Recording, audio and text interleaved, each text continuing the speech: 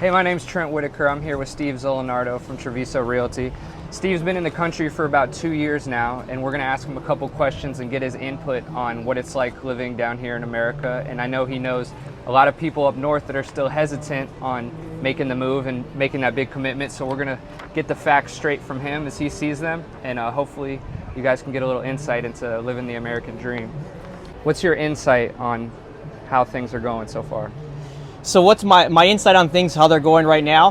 Before we start this, I want to do a little caveat because I want this to come across more of like all the answers I'm going to be providing for this little like video skit of ours. It's going to be based on logic and not emotional. What I'm finding is a lot of friends, family members that want to make the move. Either it's from Canada into the U.S. or it's clients from New York, whatever it is, that want to make that adjustment. And a lot of it, they're basing their choices on emotion, not logic. So I just want to give that a little caveat. So these the questions that I'm answering and how I'm answering them might come across a little bit more colder than what it is, but I'm looking at it more logic and more for the future of myself and also my family. Just a quick caveat out of that. All right, Steve. So, been down here 2 years. So, how is the climate? How is the lifestyle?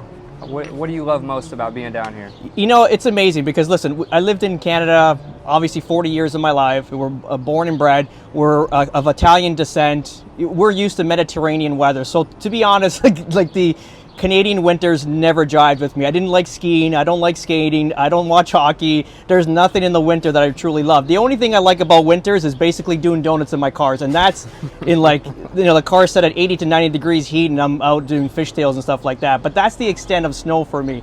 Didn't like shoveling. Didn't like any of it. Christmas is special. I kind of like that with the lights and all. But that's a good 30 days, timeline, and then after, we'd like the snow to go away. I think what we found here is when we first got in and we moved to our investment property in Fort Myers was we have to get used to this. It's just like we did that skit on the beach with Sylvia from Core Bliss just recently, and we started the skit off like basically everyone's so worried about how like from up north, how wide is my side yard, so what's the length of the depth of my lot, like everything was so important about their lots, and you don't know about this because you lived out here your whole life, but it's like, so basically they'll put a private fence around this yard, and that's pretty much it, But what we found when we moved down to Florida is that we don't use our backyard at all. Even we have a half acre on new property, we don't use any of it because Florida becomes your backyard. And what we found is that we're out a lot more, doing a lot more activities, even if it's just a simple walk around the block, walking the dogs, or it's just jumping at the amenity center, jumping in the pool, going out to car shows, playing golf, pickleball, tennis, like bike riding. It's like we're always out doing something, and there's always some sort of festival. This weekend's going to be last weekend was Bonita Fest. We got the Cinco de Mayo coming. Then there's going to be Memorial Day. Then the 4th of July is going to be out of this world. I mean, there's so many events you're looking forward to. I find that we spend a lot more time doing things than staying inside. Like it's the last place we want to be. So lifestyle changes.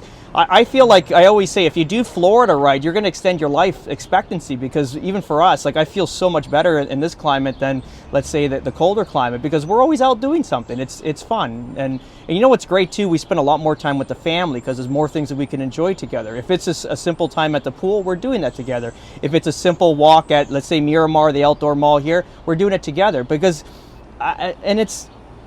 it's not a honeymoon phase, because I've been, if you know me, I'm a very data-driven person. I'm testing people. Like Christy, she's been here for 30 years, even yourself, and you're like, this is still the most beautiful place to be, and it's Absolutely. just, so it's not a honeymoon phase. This is what it is, and yeah, so we're definitely enjoying this. I can't go back the other way around, where it's like you're stuck in your house 8 months out of the year. And you're just cooped up. You're basically a bird. You might have a house that's worth $2, $3, $4 million up north, but what are you doing? Like, I'd rather live in a $500,000 house out here and have all of Florida to enjoy. Yeah. Not to mention, if you're into racing, like I love, I'm a huge car race fan, obviously. Daytona is right up the road here. You got the IMSA series that just goes, or even the Daytona 500 if you're into NASCAR. Sebring's an hour and a half away. Like Sebring's, I went to the race last month. It was 12 hours of Sebring. That's the IMSA series. This weekend's going to be Fanatec. If you go to Miami, you got Homestead. There's another racetrack there. Like, there's so much here. It's like, again, the edge of this of this little peninsula has got so much activity. You never got to leave. Yeah. It's amazing. In Florida, we care more about how close things are than really our backyards. That's kind of the thing. Correct. Yeah. So for the people that aren't necessarily, you know, everyone kind of knows the quality of life down here is better. A lot of people like yourself are data driven. So for those people that are more worried about the financial aspect, can you speak on a little bit of the state of the market? Yeah, I think so. Look, you can't come here with no money, clearly, unless you came here with no money and you know, like the best idea in the world. Like clearly, you gotta, especially if you're coming in around my age, you don't want to start from scratch. You want to come in with a few dollars, clearly. What about jobs? Are there a lot of jobs? Yeah, there is. Like the economics in Florida right now are quite huge. You know, we always make we always bring up that news article where it said that America South, their GDP is worth more than the Northeast of America, which is the first time in American history. You remember the South is always considered the poor part of any country. Italy's the same. If you go to South Italy, it's poor, the North is rich. It's the same idea here, same concept. But here it's starting to switch gears because now you're seeing a lot of big corporations, big businesses, a lot of small-time investors, a lot of people just relocating. If it's just like a regular mom and pop, they're relocating down south. If it's here, if it's Georgia, if it's Texas, if it's the Carolinas, they're relocating. A lot of it, again, this is going to be data-driven, not to get too emotional on facts, but a lot of it's politically driven. People don't want to stay in, let's say, like a blue state anymore. They're moving out into these red states. A lot more freedom, way better tax breaks for businesses, way better tax breaks for just normal workers. So there's a lot more security, a lot more safety, and it looks like all the economics is showing that. That's what America really wants, is more of like a red managed state rather. So I don't know, hopefully the blue states kind of recognize that and maybe incorporate a hybrid into that in the future. Speaking of politics, you know, politics in the classroom is a big thing nowadays. Can you speak a little bit on the difference between education down here and maybe back home?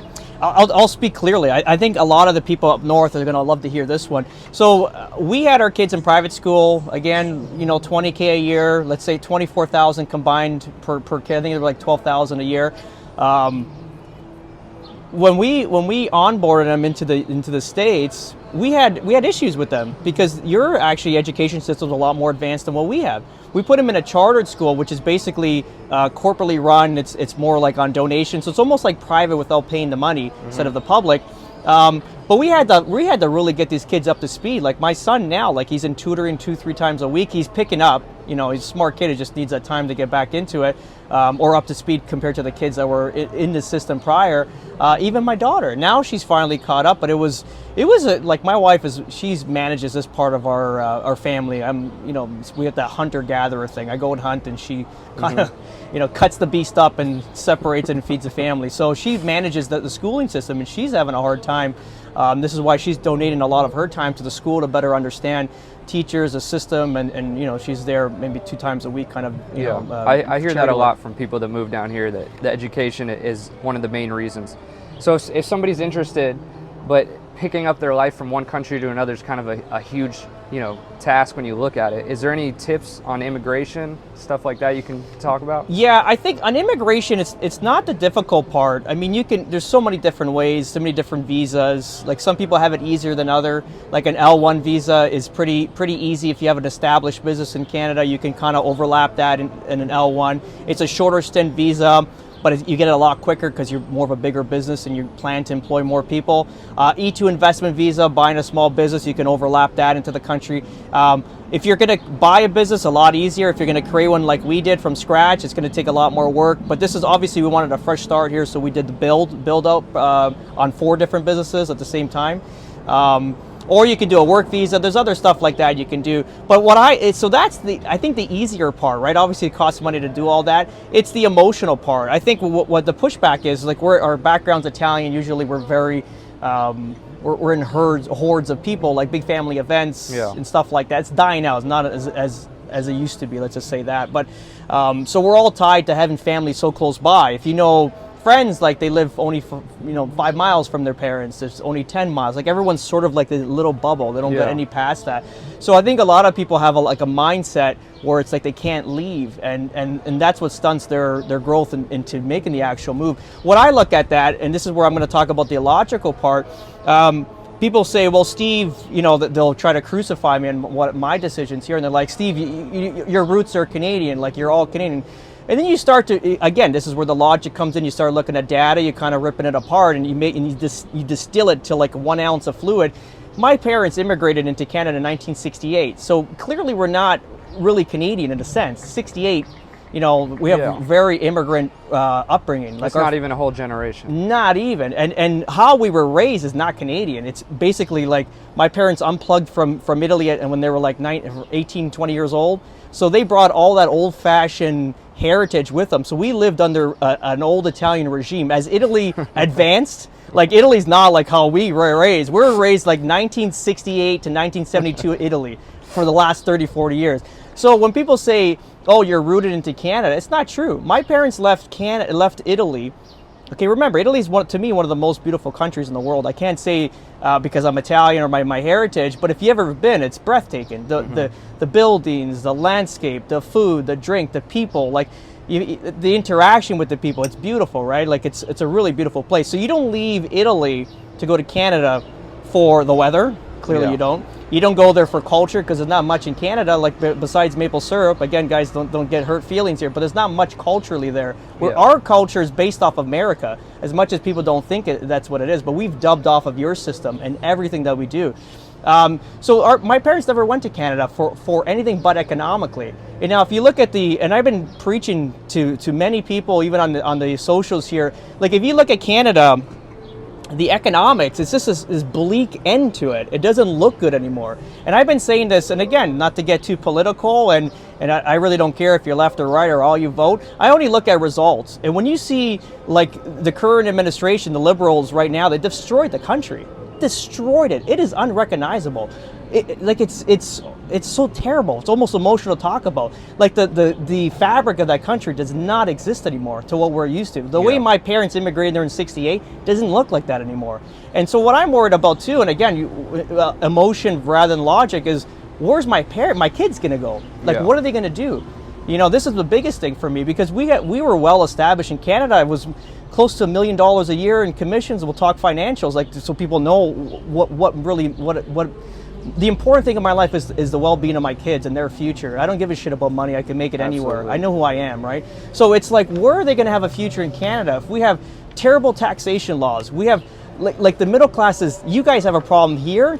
There, it's the disaster. You got high leverage mortgages, payments on everything. Yeah, you make more income per capita on paper, but it's all taken away from you in taxes and mortgages. Like average mortgage is $1 million there for a first-time buyer. That's like insane. You'll never pay that off in a generation. You're going to pass that to your kids. So I kind of look at all this, and then I look at if carbon taxes and ring tax and all this crap. Now the capital gains just went up again. It's if you're a small time like me, I'm a small time capitalist. We're not big. We make a few moves here and there. Like there's no room for me in there for growth. No. And every time I try to do something financially to better my family situation, I feel like a criminal. Yeah. And I'm doing everything right. I'm going through the banks. I'm getting money. We're reinvested it into like redevelopable land and stuff like that, or flips, whatever we're doing. And it feels like tax season comes, it's like you've done something wrong because you've actually made money outside of the government employment, which is crazy. So I always make an analogy. It's like my son Nicholas. Let's say he wants to be an engineer and wants to build bridges, right? So you go to university, you spend all this money there, and there's really no economics to do anything there. We have some provinces, but we're in the financial hub of Canada. That's like New York of a yesteryear, where it's like basically the financial hub. There's no future there for them unless they're tied to a government job position, which is horrible. So like what I said here is, if Nicholas wants to become an engineer and build bridges, he's got 50 states to choose from. Yeah. He can just hop on a plane, relocate. If that's a job he wants to do, he can do it. And then people say, well, don't you want your kids close by? But it's not about me at the end. Our job as parents, if you again break it down even further, is to better the next generation. However that looks, you got to do it. So I don't need them in my backyard. I just need to know that they're doing well, that they're set up, and they're going to provide their offspring a better future. And and I see that in America. Clearly there is issues here. There's no doubt. We know that. I'm not blinded. But this country still has a fighting chance to come out of this. All the craziness that's going on in the world. So Yeah, we're very pro-America, very pro-Florida. I mean, if you what did you say today at lunch? It's just like Yeah, you're the most American guy that I've probably met in the last couple of weeks, months maybe. That's awesome. And you know this, and we're here. Like I look at like a lot of the naturalized citizens in the country, right, that were born with a U.S. Citizenship, which is probably like Warren Buffett says, it's a lottery. Literally won the lottery by being born in the United States. People take it for granted when they're given it. You know? 100%, because they don't know the other side of it. And it's like, if those guys are going to be taken away, and what I can do is maybe add to them taken away, like add one plus one kind of thing, you know, instead of people entering the country and try to take away from it. Like, if you want to talk about like politics, JFK's inauguration speech is one of the most memorable speeches, I think, and one of my favorite presidents, even though he's a Dem, but he's like an elder, he's an elder Dem, which is back when the Democratic Party was actually. It's a modern day Republican. Yeah, exactly. And an elder Democrat is a modern day Republican. But he said was like it's not what your country does for you; it's what you do for your country. Absolutely. You know, and you're going through all the sales training and everything like that. I forgot which motivational speaker says, but he goes, if you want to clean the neighborhood, you got to sweep your doorstep first. Absolutely. So whatever I can do to kind of help this country, if it's employment, if it's, generating taxes and whatever it is, and then keep my kids, loving the place where we are right now, I think that's my duty as a future citizen, because our goal is green card then citizenship. Absolutely. That's it. We're in it to win it. We're not going to come here and do it half-assed. We're not going to keep extending our visas. Like, I want to be naturalized. I want to be able to vote. And as you know, like in 8 years, like our goal is to get our development company to a point where I don't need to be there anymore. And I really want to run for public office. Once I become a citizen, I can do something. So I think like Mayor of Estero for a future goal, I think that's going to be fun. Yeah, I'm serious, man. I like man. the sound of it. I always wanted to do it back in Toronto, and I think this is the right place. I feel good here. I like it here. I love the people. I mean, we met you now, Trent. Like, there's so many people I get along with here more than I've ever had in my life. Like, a lot of us are very like-minded. Like, we all just want a better future, better life. We want to support the people around us, and it's great. So you said the weather, education, opportunity.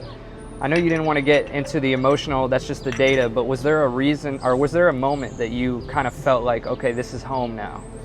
Yeah, I think when we, and I'll talk a little bit straight here, like when we saw Canada fall apart during COVID, I was homeless for a while, to be honest. I just seen everything crumble. It was the weirdest thing ever. And I don't care if you're pro or anti, I really don't give a shit. But I just saw like that citizen, just the fabric of that, everything we knew just kind of ripped apart. And you know what? Maybe that's what it was always there. You just need a little bit of pressure on it to kind of show its true colors. So we knew we had to make a change. And then when we got here, like I did this investment in February. I think end of February I did this investment. And remember, I never stepped foot on the West Coast. I only went vacation on the East Coast. Yeah. So I had no idea what the West Coast looked like. I swear to God. Whole different world. I didn't even know what it looked like though. Yeah. But I bought a house February 1st, unknowing that we were going to potentially move here. So February 1st I bought a house. Third week of February we made a decision where it's like we better make a shift. It's time. I was like, I don't see the future economics. I gotta get out. I need freedom, honestly. I just felt cooped up in the country, way the politics looked. And then even to the politics, I really don't give a shit, but economics. If the economics was good and the future looked solid, I would say, okay, brush the politics. But if the bad politics and bad politics is bringing bad economics, and then if you get, now people are talking about if the Conservative Party, which is a Republican Party, gets into power, they're going to change things. They're not. Yeah. Government likes power if it's left or right. Yeah. So if the left put all this power in, the right's going to enjoy it. Let's just say that. So you're going to vote the right in. They're going to trim some of the fat off, but keep most of it there. So again, just kind of based on that, I don't see the economics. So we did the investment. I opened up the business. We rented this office here. We had no idea, like I had never been here. Then I flew out in April of that year after we did this investment, and it was, I fell in love with it. I think it's perfect for me because we're not, like the East Coast is more in your face, more flashy, big buildings, big boats, this whole thing, it's like chaos. Mm-hmm. Then you get here, it's just like, everything's beautiful. And I abbreviate it to 3 words: lush, luxury, and private, and that's what it is. You got the highest concentration of billionaires here, and you don't even know, because it's not. I'm sure that, you know, if you bump into them, you'll know who you're bumping into. But at the same time, it's not as in your face as, let's say, Laid Lauderdale or Miami. Very good family-oriented communities that we found. We're all in gated communities, so we have a little community within a community. Estero is only 31,000 population where we currently are now, so it's very like small, tight-knit, but very compact with everything you need. Greatest beaches, I think, in all of America, to be honest. We have white sand beaches. Now we have turquoise water. All of a sudden, they beautiful. They closed off the Caloosahatchee there, so it's all nice and clear and turquoise. And then look, we went up to Sanibel, where you're from, where you were raised, and up to Captiva. It's like going to Cuba. Yeah, it's the most beautiful place in the world. It's an hour from my house, and it's like I've just traveled to Cuba. Like the beautiful, the overpass, the beaches, the houses. It's just gorgeous. That's a true island living, right? It feels like people are starting to find out about it, but nobody's known about this forever. I think, like a hidden gem. This has been in the back pocket for you guys held it tight, and no one really jumped into it. I think now people are appreciating it. The good thing is a lot of people that were moving in the state they belong here too. It's not like it's the whole package. It's a lifestyle. People don't just come, they come for multiple reasons, not just because of the weather and how beautiful it is. Of course. Yeah. And to be honest, like Florida's ruthless too. Don't kid yourself. If you're going to come here, overspend and spend all your dollars before making any, it'll spit you out too. Yeah, it's not kind, like you got to, I was talking to Mike, my associate back in Canada, and it was the same thing. He's like, like we bought a big house, and I want to finish a pool, I want to do this, I want to do all this work, but I'm not doing it. I need to establish, like, obviously the real estate office is doing well. We've hit some major leaps and bounds. Like it's going extremely well. I'm very happy with that. The management company's picking up, which is great. Actually, it's doing exactly what we wanted it to do. We're not picking up outside business, but we're picking up all our clients along the way as we're selling. The development company is underway now, as you heard this morning on the phone with the permitting company. So that's balls in their court. So now it's a matter of plan review, and then we're going to start breaking ground, which is great. So basically, move to Florida, and all your dreams will come true. I think so, for sure. You do it right, you treat it well. When you see trash on the floor, you pick it up. Treat it well. This is now your backyard. You walk down the sidewalk, you see a piece of trash, you pick it up. You bring it home with you, right? You want to keep this beautiful, and we will, for sure. I'll do my best to make sure we appreciate it. Also, we're lucky too. I think every day we wake up blessed. I got to be honest. Like, just walking the dog in the morning, it's just like sometimes you feel like you don't deserve this. It's like, why do I deserve to be here? It's you don't realize it until you've been somewhere that's the complete opposite. Correct. But even me, I've been here my entire life. I'm still awestruck every time the sun goes down, just how beautiful the sunsets are. You can't find that anywhere else in the world. And you've been here your whole life. Yeah. And so going back to your travels, how many states have you lived in? Probably about 8. 8 states. Yeah. And you told me this just recently. So you lived in 8 states. So what did you find different between those states and this state? And what brought you back to Southwest Florida? The people, for one. I never found a true like friendship or connection like I have with anyone that in other states than I have here. The weather, obviously, the atmosphere, it's almost in the air. It's hard to describe. It's palpable once you're here, but if you've never tasted it, then you would have no idea. But it's just, there's nowhere else like it in the world. And I've been a lot of places. I've lived a lot of other places, and I always end up back here. This is home. It's wild, man. Yeah. We went to Margaritaville to shoot some film there, and you were just chilling. You were taking it all in, man. It's like the first time you've been to Fort Myers Beach. You lived on that beach. You know what I mean? Like you're traditional Floridian. Like you live there. And you're just chilling out having a margarita. It was just like you're taking it all in. I was like, fuck, I can't believe it. Like after this, and again, I'm a data guy, so I want to make sure what I'm feeling is not a honeymoon. Yeah. I'm trying to test it. It's not. Yeah, man. This is it. This is the real deal. And if somebody's on the fence, I think a weekend down here would probably push them right off of it. I think so. I think they need to feel it. A lot of people coming in, a lot of clients, they always want to live close to the beach. I get it. It's very attractive. But if you want to move in with your family, you want to be in a section where I am, we chose to be like, we could have gone into Naples, maybe in a smaller house, but at a gate, maybe like a more of like an upper scale area, let's call it, because obviously Naples is Naples. Yeah. But we wanted to be part of a community. It was important for us. We wanted to be part of a young community where our kids can meet other kids in the area, kind of have some relationship. Obviously, the amenity center is important, so we can all hang out, like feel more of a community base. So I think if you are moving down here, if you're thinking of moving down here, I would consider a gated community. Obviously, something that's going to appreciate well. You want to stay out of the flood zone, and then in 5-10 years, then you figure out what you want to do. If you want to be at a gate or something like that. It's 20 minutes to the beach, no matter where you live, really. It's so true. Yeah. Like, I mean, we went to Barefoot Beach the other day doing the Pilates. It's just new beach, new discovery for me. There's like, hundreds of them. There's ones I've never been to. I've been here for 30 years. It's insane. Yeah. It's insane. All right, guys, that's the end of it. With my couple questions and a little bit of insight from Steve Zolinardo. Hopefully, we'll catch you in the next one. Awesome. And just for like a little ending here on my part, buy Florida real estate while it's still cheap. Trust me. As we are right now, we're in probably at the bottom right now. You're going to see next year what's going to happen here, not only in Florida but also the world. So if you are looking to buy real estate, doesn't matter where you are, buy it, because the big boys are buying, which is giving me a clear indication that next year is going to be on fire again. We're going to be back in bidding wars and a whole bunch of stuff. So buy real estate when you can. All right.